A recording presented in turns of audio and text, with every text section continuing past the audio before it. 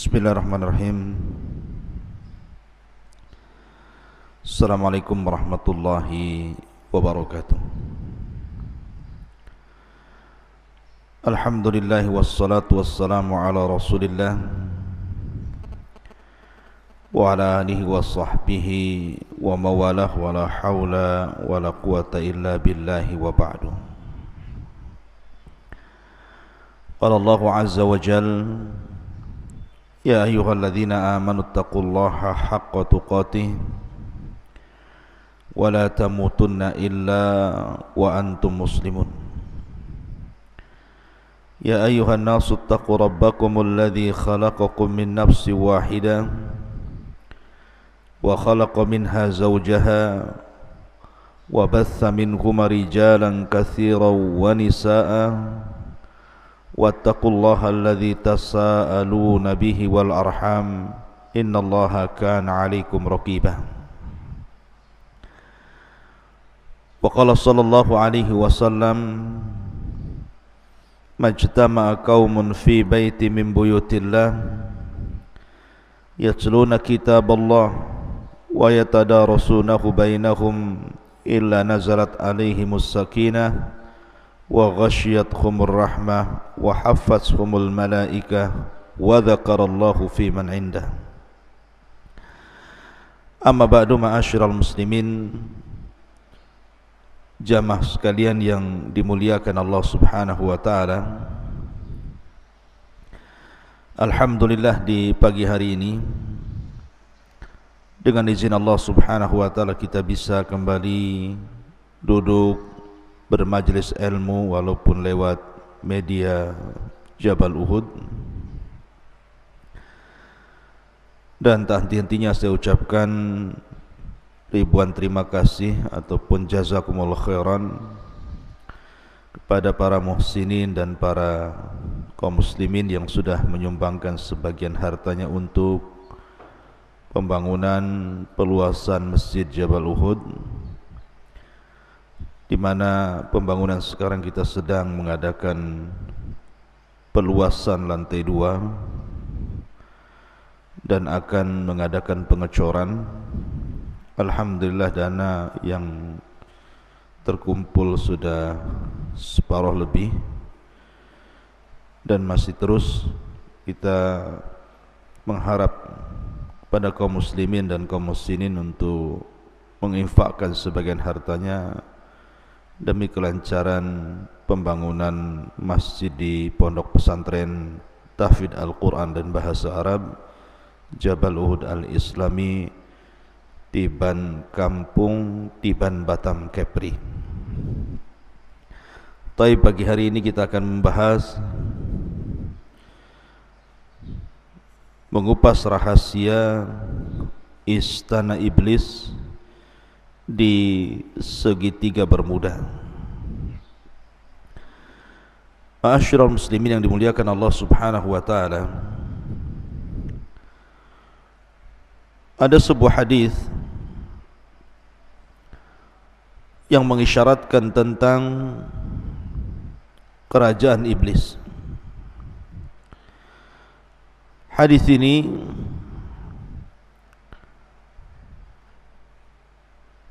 dikeluarkan oleh para ulama hadis, di antaranya Imam Muslim meriwayatkan dari hadis Abdullah ibn Umar radhiyallahu anhum tentang cerita yang sangat masyhur di zaman Nabi sallallahu alaihi wasallam, yakni cerita tentang Ibnu Sayyad. Jadi Ibnu Umar radhiyallahu anhuma suatu ketika bercerita tentang ayahnya Umar bin Khattab radhiyallahu an, yang berangkat bersama Nabi sallallahu alaihi wasallam hendak mengecek keberadaan Ibnu Sayyad, yang kabar sampai kepada Rasul dan para sahabatnya ciri-cirinya persis seperti Dajjal. Maka berangkatlah Umar dan juga Rasul dan sahabat yang lainnya untuk mengintip-ngintip Ibnu Sayyad. Sampai-sampai Nabi SAW harus mengintai dari satu pohon ke pohon berikutnya tentang Ibnu Sayyad ini. Sampai akhirnya ketika berhadapan Rasul dan Ibnu Sayyad, anak kecil turunan Yahudi ini, Nabi SAW mengatakan, "Tashhadu anni Rasulullah, maukah kau bersaksi bahwa aku adalah utusan Allah?" Maka Ibnu Sayyad pun memandang kepada Nabi SAW dan mengatakan, "Ashhadu annaka Rasulul Ummiyin." Aku bersaksi bahwa engkau adalah utusan kepada orang-orang yang buta huruf. Tiba-tiba Ibnu Sayyad membalik pertanyaan, "Atashhadu anni Rasulullah?" Apakah engkau juga mau bersaksi saya ini utusan Allah? Maka Nabi SAW terkejut dan mengatakan, "Amantu billahi wa bi rasulih." Aku hanya beriman kepada Allah dan Rasulnya. Kemudian Nabi SAW bertanya, "Ma tara? Ya Ibn Sayyad, ma tara?" Wahai Ibnu Sayyad, apa yang kau lihat? Karena Nabi SAW melihat bahwa Ibnu Sayyad ini berkomat kamit. Tiba-tiba kemudian Ibnu Sayyad mengatakan, "Ara arsyan 'alal ma." Aku melihat ada singgasana di atas air. Maka Nabi SAW menjawab, "Dzaka arsyu iblis 'alal bahri." Itulah singgasana iblis yang ada di atas lautan. Kemudian Rasul sallallahu alaihi wasallam mengatakan lagi, "Wa ma tara?" Dan apa yang kau lihat lagi wahai Ibnu Sayyad? Maka Ibnu Sayyad mengatakan, "Ara sadiqina wa kadzaban." Aku melihat banyak orang-orang yang jujur dan para pendusta. Maka Nabi SAW kemudian tidak melayani dan meninggalkannya. Dalam riwayat Nabi SAW ketika itu bertanya soal kalimat yang disimpan di hatinya dan mengatakan, "Inni khabba'tu laka khab'an." Sungguhnya aku menyembunyikan beberapa kalimat dalam hatiku, coba tebak. Maka Ibnu Sayyad mengatakan, "Duh." Maka Nabi SAW langsung mengatakan, "Ikhsa falan ta'dua qatrak." Kata Rasul, celaka engkau tidak mungkin melalui atau melampaui batas dari takdirmu. Maka Umar bin Khattab radhiyallahu an marah, mencabut pedangnya dan mengatakan, "Da'ni ya Rasul adrib unuqah." Rasul, serahkan anak ini kepadaku, kupenggal lehernya. Maka Nabi SAW mengatakan, "Iyakunhu fala tusallat alaihi wa illam yakunhu fala khaira laka fi qatli." Kalau memang dia dajjal wahai Umar, kau tidak akan sanggup membunuhnya. Tapi kalau dia bukan dajjal, tidak ada kebaikan dalam membunuhnya. Tinggalkan dia. Syahidnya dalam riwayat ini adalah di mana Nabi SAW ketika bertanya kepada Ibnu Sayyad, "Ma tara?" Apa yang kau lihat dalam terawanganmu wahai Ibnu Sayyad? Maka Ibnu Sayyad mengatakan, sebuah istana di atas air. Maka Nabi SAW mengatakan, "Tara arsya iblis alal bahri." Itu adalah singgasana iblis yang terletak di tengah-tengah lautan. Ma'asyiral muslimin yang dimuliakan Allah Subhanahu wa taala, dari sini kemudian muncul sebuah pendapat dari kalangan mutaakhirin bahwa singgasana iblis itu jangan-jangan berada di segitiga Bermuda, sebuah laut Atlantik yang ma'ruf gitu ya, dan juga benua Amerika dan benua Afrika, dan segitiga Bermuda ini ceritanya sampai kepada kita. Bagaimana kapal banyak yang hilang, pesawat banyak yang jatuh, dan hampir-hampir tidak bisa diteliti bangkai kapal dan pesawatnya, dan para awaknya hampir-hampir tidak ada yang selamat dan semua mati. Ma'asyiral muslimin yang dimuliakan Allah Subhanahu wa taala, sampai-sampai orang menyebut segitiga bermuda ini laut setan atau laut iblis. Bahkan ada sebuah buku yang berjudul Dajjal akan muncul dari kerajaan jin di segitiga bermuda, yang dikarang oleh Syekh Muhammad Isa Daud dari Mesir, bahwa kawasan Bermuda adalah kawasan jin. Dari situlah akan muncul Dajjal. Jika benar dakwahan buku itu, tentu tidak akan aneh apa yang disabdakan Nabi SAW, bahwa banyak peristiwa dan kejadian yang menakutkan di segitiga bermuda itu. Tetapi masalahnya buku ini bermasalah karena pengarangnya Muhammad Isa Daud ini terlampau percaya kepada jin muslim ini, yang jelaskan dalam buku beliau ini bahwa Dajjal akan keluar dari situ. Tentu pernyataan ini juga akan menyelisih hadis Nabi SAW bahwa Dajjal itu akan keluar di bumi sebelah timur. Kemudian Nabi SAW menyebutnya Khurasan. Khurasan itu di mana? Di Iran. Artinya hadis Nabi SAW menjelaskan bahwa kemunculan Dajjal itu di Khurasan, bukan di segitiga bermuda.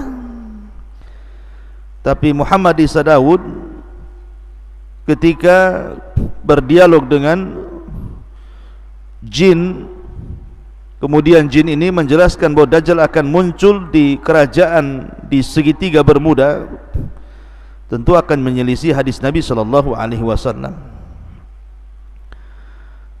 Intinya bahwa berkembang opini-opini di masyarakat bahwa jangan-jangan istana iblis itu ada di segitiga bermuda tadi,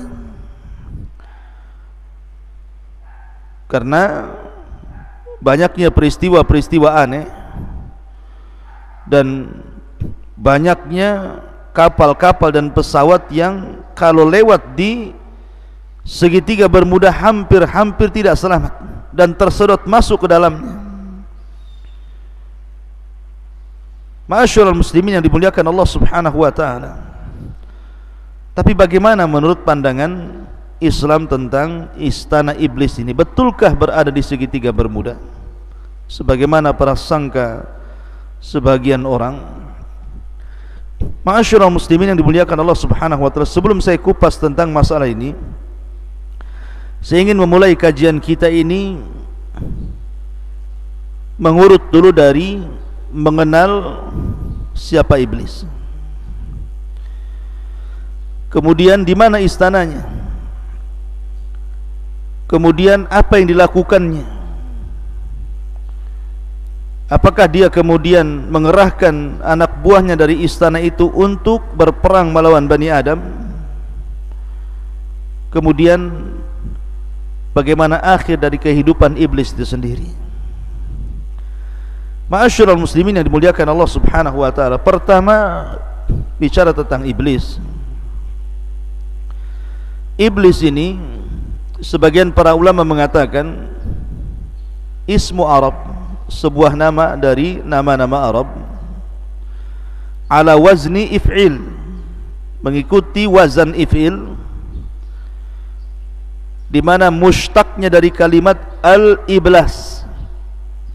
Jadi iblis itu dari al-iblas, maknanya al-ib'ad minal khairi awil ilyas min rahmatillahi azza wa jal. Al-yas min rahmatillahi azza wa jal. Jadi makna iblis itu artinya makhluk yang menjauh dari kebaikan atau yang putus asa daripada rahmat Allah, maka disebut al-iblas. Dan makhluk yang disebut iblis, walaupun sekali lagi bahwa ada sebagian ulama mengatakan bahwa iblis itu nama ajam.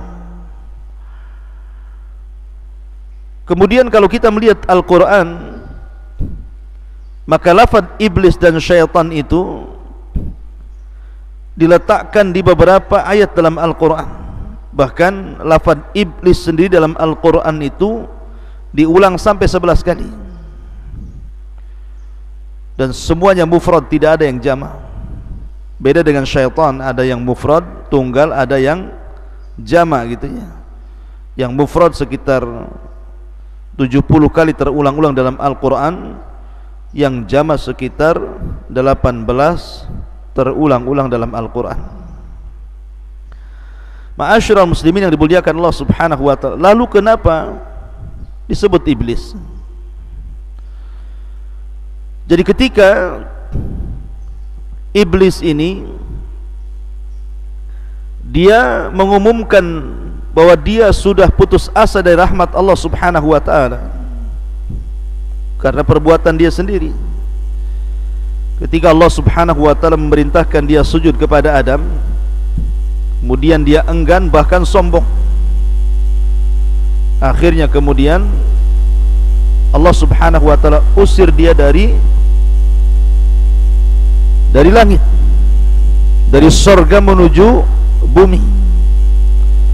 Dan dia pun meminta kepada Allah Subhanahu wa ta'ala tangguhan sampai hari dibangkitkan. Maka Allah Subhanahu wa ta'ala kemudian mengabulkan permintaan iblis. Dan ketika Allah Subhanahu wa ta'ala mengabulkan permintaan iblis bahwa dia tidak akan mati sampai hari dibangkitkan, dari sinilah iblis mulai jahat dan melampaui batas, sehingga dia mengatakan, fa bi izzatika la ughwiyannahum ajma'in illa ibadaka minhumul mukhlasin.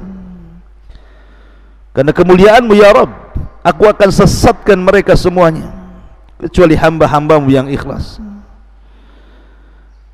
Dan Allah Subhanahu wa ta'ala mengatakan, wa inna 'alaika la'nah ila yaumiddin, qala rabbi fa'anzirni ila yaumi yub'atsun, qala fa innaka minal munzirin ila yaumil waqtil ma'lum.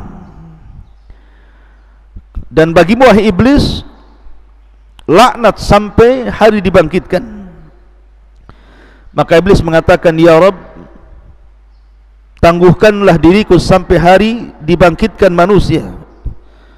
Maka Allah Subhanahu wa ta'ala mengatakan, engkau termasuk orang-orang yang akan dibiarkan hidup sampai hari yang ditentukan.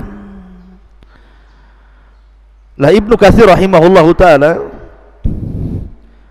menyebutkan bahwa ketika iblis ini dia putus asa daripada rahmat Allah Subhanahu wa ta'ala sehingga dia diusir dari surga, maka dari situlah dia semakin jahat. Maka ketika itulah dia disebut iblis, karena dia diambil dari kata ablas, makhluk yang berputus asa dari rahmat Allah Subhanahu wa ta'ala. Lah apakah iblis ini bagian daripada para malaikat ataukah dia bagian daripada bangsa jin? Karena masalahnya ketika Allah Subhanahu wa ta'ala berfirman di dalam Al-Quranul Karim tentang perintah Allah Subhanahu wa ta'ala kepada Adam kepada para malaikat, wa idh qulna lil malaikati isjudu li Adam fasajadu illa iblis. Ketika kami katakan kepada para malaikat, sujudlah kalian kepada Adam, maka mereka sujud kecuali iblis. Ulama mengatakan bahwa mustathna, illa, kecuali atau pengecualian dalam bahasa Arab itu harus bersambung antara lafaz setelah dengan lafaz sebelumnya. Maknanya ketika Allah Subhanahu wa ta'ala perintahkan para malaikat untuk sujud kecuali iblis, iblis itu bukan bangsa lain, tetapi maksud masuk daripada bangsa malaikat. Itu dalam tatanan bahasa Arab seperti itu. Ada mustathna, ada mustathna minhu. Jadi lafaz pengecualian itu harus masuk pada yang dikecualikan, bukan di luar yang dikecualikan. Ketika Allah bicara tentang malaikat, berarti iblis itu bagian daripada malaikat. Kemudian juga ayat Al-Quran yang mengatakan kana minal jin fa fasaqa an amri rabbih illa iblisa kana minal jin fa fasaqa an amri rabbih. Kecuali iblis adalah bagian daripada jin yang berbuat fasik dari perintah Allah. Kalimat jin, bagi yang mengatakan jin dari kalangan malaikat, maka jin di sini artinya jannah. Sesuatu diambil dari kata-kata jan, itu artinya jannah. Karena dulu iblis ini khazanatul jannah, pembendaharaan sorga, maka diambil dari kata jan menjadi jin. Itu bagi pendapat yang mengatakan jin itu bagian daripada malaikat yang fasik dan kufur. Tapi pendapat yang kuat bahwa jin itu ataupun iblis itu bagian dari kalangan jin, bukan malaikat. Karena pengakuan iblis sendiri mengatakan ana khairum minhu khalaqtani min nar. Aku lebih baik daripada Adam, kau ciptakan aku dari api. Sementara malaikat dari apa? Dari cahaya. Yang tercipta dari api itu ya jin. Sebagaimana hadis Nabi SAW, khuliqatil malaikatu min nur wa khuliqatil jan mimma rijimin nar wa khuliqa adam mimma wusifa lakum.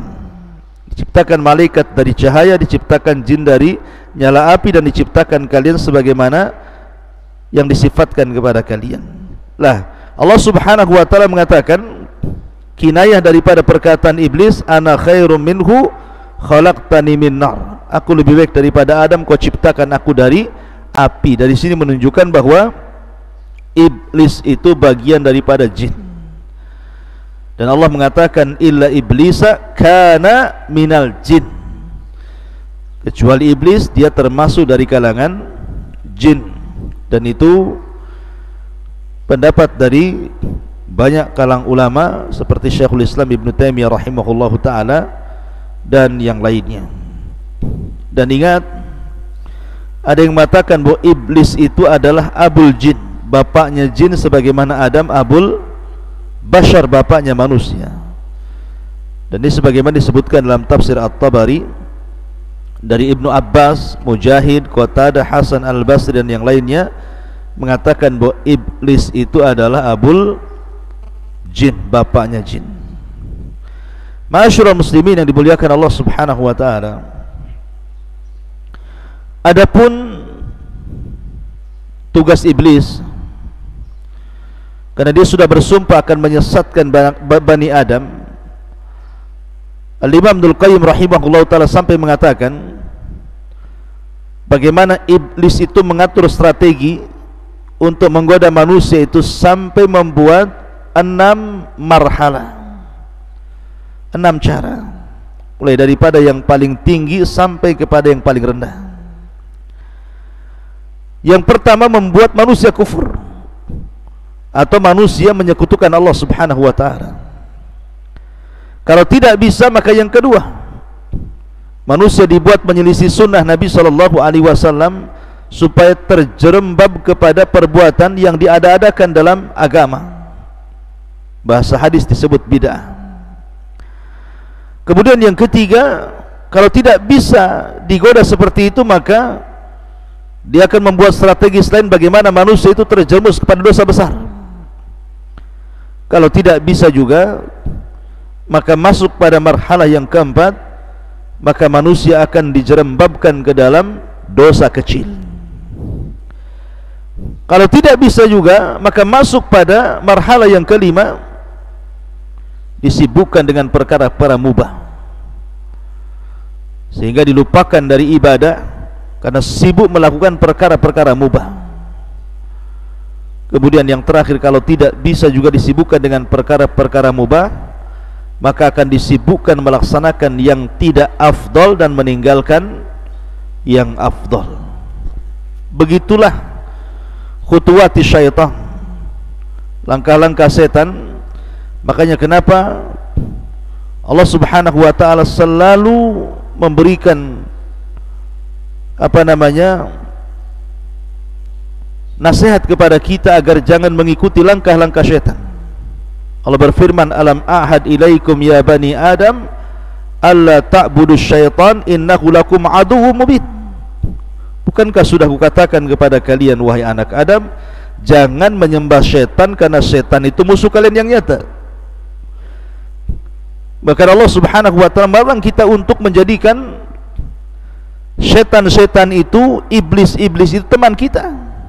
Wa man yattakhidhi syaitan waliyan min dunillah faqad khasira khusranan mubina ya'iduhum wa yumannihim wa ma ya'iduhum syaitanu illa ghurura. Barang siapa yang mengambil syaitan sebagai temannya dari selain Allah, maka dia telah melakukan kerugian dengan kerugian yang nyata. Syaitan itu hanya menjanjikan dan angan-angan kosong, dan tidaklah janji-janji mereka kecuali dusta belaka. Ma'asyiral muslimin yang dimuliakan Allah Subhanahu wa taala, salah satu strategi syaitan itu adalah di pagi hari, maka syaitan selalu menancapkan singgasananya. Jadi pagi hari, pagi-pagi buta itu syaitan akan menancapkan singgasananya di tengah lautan. Lah, dan itu diisyaratkan dalam sebuah hadis Nabi SAW. Terdapat dalam Sahih Muslim dari Nabi SAW, dia bersabda, inna iblisa yada'u arsyahu alal ma. Sesungguhnya iblis setiap pagi itu meletakkan singgasananya di atas lautan, supaya dia ingin seolah-olah menandingi arsy Allah Subhanahu wa taala. Dia tahu arsy Allah Subhanahu wa taala, singgasana Allah Subhanahu wa taala itu berada di atas air kan. Tapi tentu Allah Subhanahu wa taala tidak bersemayam di atas arsy, tidak, dia di atas ketinggian. Ya, karena kalau diartikan bersemayam itu artinya seolah-olah Allah Subhanahu wa taala duduk di atas arsy, tidak. Allah itu jauh daripada makhluknya, dia di atas arsy lagi. Lah karena Allah Subhanahu wa taala meletakkan arsy di atas air, maka iblis pun ingin membuat singgasananya di atas lautan, di atas air, seolah-olah kononnya ini ingin menyamai Allah Subhanahu wa taala ketika meletakkan arsy-Nya di atas air. Begitulah sombongnya iblis. Tsumma yab'atsu saraya, kemudian mulailah dia mengutus prajurit-prajuritnya, tentara-tentaranya untuk menggoda anak Adam. Fa'adnahum minhu manzilatan a'dhamu fitnatan, maka yang paling dekat kedudukannya dengan iblis adalah yang paling besar fitnahnya. Yaji'u ahaduhum, setelah kemudian iblis di pagi hari mengatur strategisnya, kemudian memerintahkan para tentaranya untuk menggoda anak Adam dimanapun berada. Setelah kemudian satu hari mereka menggoda anak Adam, maka kemudian mereka pun mulai pulang dan melaporkan hasil apa yang mereka lakukan terhadap manusia. Yaji'u ahaduhum fayaqulu fa'altu kadza wa kadza. Wah iblis, aku sudah melakukan ini dan itu, sehingga orang itu berdusta, orang itu tidak sholat, orang itu berghibah, orang itu minum khamr, orang itu berzina, orang itu, dan begitu seterusnya melakukan kezaliman. Tapi iblis mengatakan, ma sana'ta syai'a, kau belum berbuat apa-apa. Tsumma yaji'u ahaduhum, kemudian ada lagi pasukan iblis yang lainnya yang datang melaporkan dan mengatakan, ma taraktu hatta farraqtu bainahu wa baina imratihi. Lapor iblis, aku sudah berhasil mencerai-beraikan rumah tangga si fulan dan si alan, sampai sekarang mereka bercerai. Maka iblis langsung tegak berdiri dengan bangganya dan mengatakan, anta, kaulah yang benar, kaulah prajuritku. Kemudian diambilnya piala yang ada di atas kepalanya, kemudian diletakkan di anak buah yang berhasil mencerai-beraikan rumah tangga ini. Lihat kenapa iblis bangga kalau ada orang bercerai. Karena perceraian itu banyak korbannya. Suami jadi korban, istri jadi korban, anak-anak jadi korban, keluarga jadi korban, semua jadi korban. Maka iblis pun bahagia, dipeluknya orang tentaranya yang berhasil mencerai-beraikan suami istri dan mengatakan, anta, engkolah. Kemudian dia melepaskan piala di atas kepalanya dan diletakkan di atas kepala jin yang berhasil mencerai-beraikan suami istri itu. Ma'asyiral muslimin yang dimuliakan Allah Subhanahu wa taala. Lah di sini dalam hadis ini Nabi sallallahu alaihi wasallam mengatakan, inna iblisa yadau arsyahu 'alal ma'. Sesungguhnya iblis meletakkan singgasananya di atas air. Lah kalimat di atas air inilah kemudian dalam riwayat Ibnu Sayyad tadi di atas lautan, sehingga memunculkan prediksi ketika kita berbicara tentang segitiga bermuda. Segitiga bermuda yang berada di antara Laut Atlantik, benua Amerika dan benua Afrika.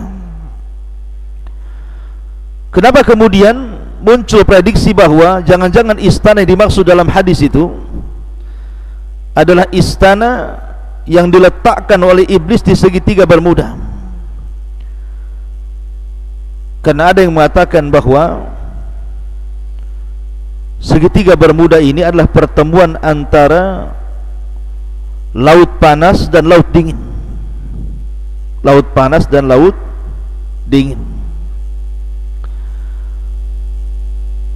Dan dalam sebuah hadis Nabi sallallahu alaihi wasallam, ketika Nabi sallallahu alaihi wasallam menjelaskan tentang bayangan matahari, kata Nabi sallallahu alaihi wasallam sebagaimana dikeluarkan Imam Ahmad, naha an yujlasa baina dhahhi wa dhilli. Nabi SAW melarang untuk duduk di antara sinar matahari dan di antara bayang-bayang sebuah benda. Jadi kalau seandainya ada pohon, kemudian sinar itu matahari menghadap pohon, kemudian di situ ada separuhnya masuk ke bayang-bayang pohon, separuhnya masuk ke cahaya sinar matahari, kemudian seseorang itu tidur di antara bayang-bayang dan juga cahaya matahari, maka Nabi SAW melarang, tidak boleh. Alasannya Nabi SAW mengatakan karena itu adalah majlisus syaitan, majlisnya syaitan. Ma'asyiral muslimin yang dimuliakan Allah Azza wa Jalla. Lah dari hadis ini kemudian orang mengkiaskan kepada segitiga bermuda,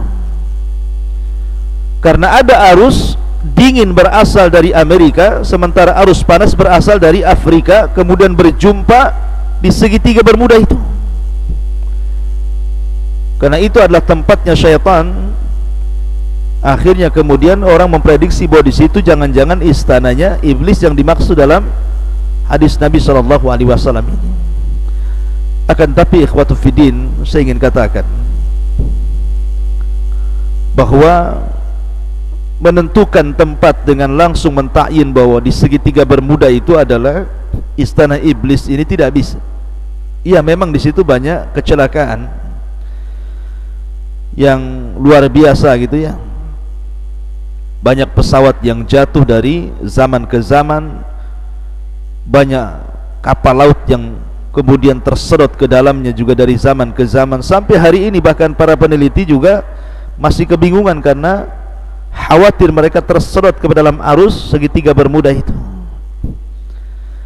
Akan tapi kemudian kalau memvonis bahwa di situ adalah istana yang dimaksud dalam hadis Nabi SAW, bisa iya bisa tidak. Masalahnya Nabi SAW tidak mengisyaratkan ke arah situ. Dalam hadis tadi Nabi hanya mengatakan bahwa setan itu meletakkan singgasananya di atas air. Bisa saja berpindah-pindah dari satu laut ke laut berikutnya, sekali-kali di segitiga bermuda, sekali-kali di tempat lain. Tapi untuk memvonis bahwa hadis ini kemudian adalah diisyaratkan kepada segitiga bermuda, wallahu alam, maka tidak ada isyarat dalam hadis ini, karena Nabi SAW hanya mengatakan tentang istana iblis itu berada di atas lautan atau berada di atas air. Soal lautan mana, Allahu alam, bisa saja berpindah-pindah, bisa jadi satu tempat tinggal di situ, karena hadis Nabi SAW tidak memberinci seperti itu. Ma'asyiral muslimin yang dimuliakan Allah Subhanahu wa ta'ala. Dan yang lebih ngerinya lagi adalah ketika iblis ini memunculkan singgasananya setiap pagi, kemudian mengutus tentaranya untuk menggoda Bani Adam. Kemudian ketika iblis sudah selesai tugasnya dan mereka pulang melaporkan hasilnya, maka di samping singgasana itu ada ular yang sangat besar. Sebagaimana isyarat dalam hadis Ibnu Sayyad yang dikeluarkan oleh Musnad Imam Ahmad, bahwa Ibnu Sayyad mengatakan, ara arsyan alal bahri haulahul hayyat, aku melihat singgasana di atas lautan dan di sekitarnya banyak ular. Ada ular. Kenapa kemudian ular? Kita teringat dengan kisah ketika Adam di sorga. Ada kisah Israiliyat. Ketika iblis sudah dikeluarkan dari sorga, kemudian Adam dimasukkan ke sorga. Iblis kan tidak bisa masuk ke sorga. Akhirnya kemudian dia bekerja sama dengan ular yang keluar masuk ke dalam sorga, dan berhasil dia masuk, dan berhasil pula dia memberikan was-was kepada Adam. Akhirnya Adam dan Hawa makan buah larangan dan terusir pula dari sorga. Lah karena ular ini sudah berjasa memasukkan iblis ke dalam sorga hingga mampu menggoda Adam, makanya sangat dimuliakan ular ini. Jadi setiap kemudian tentaranya datang membawa laporan, maka ular itu ada di sekitar situ dan dimuliakan sama iblis.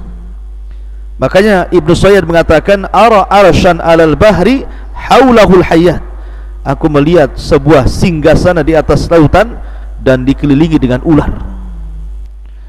Maka Nabi SAW mengatakan, sadaq dzalika arsyu iblis. Ya benar, dia benar, tetapi itulah istana iblis. Tapi sebagian para ulama mengatakan bahwa tambahan haulahu hayat dalam hadis yang dikeluarkan dalam Musnad Imam Ahmad ini adalah tidak sabit. Jadi lafaz yang sahih yang sampai kepada Nabi hanyalah kata-kata ara arsyan alal bahri. Berkata Ibnu Sayyad itu, saya melihat singgasana di atas lautan. Adapun tambahan haulahul hayat, di sekelilingnya banyak ular, maka itu tambahan yang tidak sabit, yang tidak tetap bagian daripada hadis Nabi sallallahu alaihi wasallam. Wallahu alam tentang masalah singgasana iblis ada di lautan mana gitu, apakah di segitiga bermuda atau di tempat yang lainnya, karena tidak ada isyarat yang jelas tentang masalah ini. Ya bisa iya bisa tidak gitu ya. Tapi yang jelas kita yakini bahwa setiap hari iblis menancapkan istananya di tengah lautan, lautan mana terserah gitu ya. Kemudian mengutus tentara-tentaranya berusaha menggoda anak Adam, sampai akhirnya iblis merasa senang apabila tentaranya membuat cerai-berai suami istri dan meletakkan piala di atas kepalanya dan mengatakan anta sambil memeluknya. Wallahu a'lam bishawab. Mudah-mudahan ada manfaatnya. Subhanallah bihamdika asyhadu an la ilaha illa anta astaghfiruka wa atubu ilaik. Allahu ta'ala. Assalamualaikum warahmatullahi wabarakatuh.